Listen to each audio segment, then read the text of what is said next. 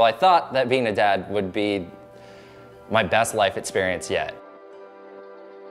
I absolutely loved being pregnant. I loved feeling him kick and move. I was hoping to raise a pretty cool kid, so I thought I had a bunch of neat stuff to pass on. We were fully prepared for everything to have him. The room was ready, everything was perfect.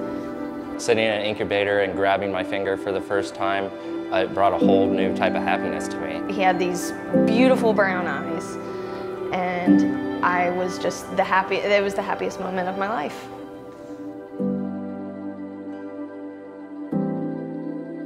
We see lots of children born with congenital heart disease, and Dylan Carter is one such child. I met him at one of our offices in Viera in Brevard County because the pediatrician had noticed a cardiac murmur during a pediatric assessment.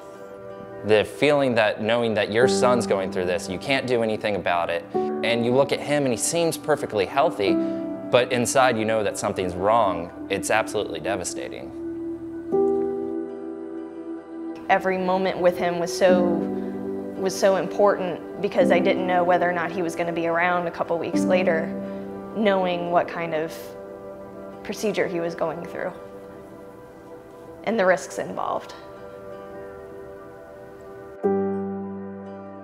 I think, for a parent, being told that your child has a congenital heart defect that will need an intervention early in life was probably the scariest thing that you will ever have to go through. And I think we're very lucky at Florida Hospital for Children to have the facilities that we have to offer a less invasive option for curing this type of valvular disease that can have just as good a result as an open heart surgery.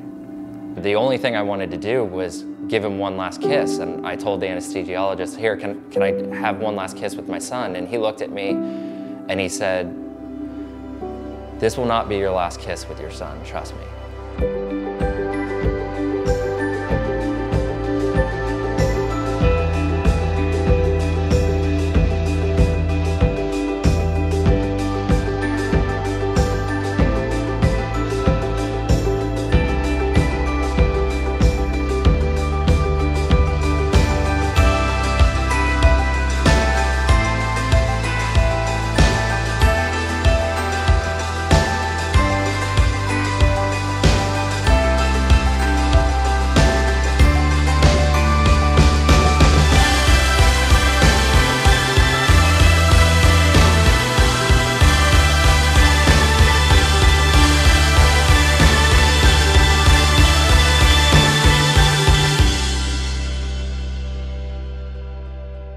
Well, it makes me feel great because we not only solved the puzzle, but we treated the problem, and now his future has changed from being of great concern to being just to follow up a young child who's going to grow and lead a normal life.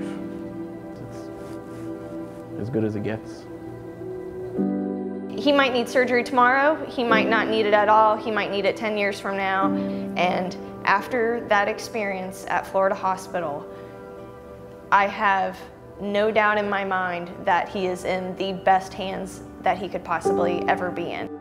He has no limitations, and he proves that every day, hitting his head, doing all the things that normal boys do. They bite, they cry, they kick, they scream. I'm excited to see him live life. There's no moment better than right now with Dylan.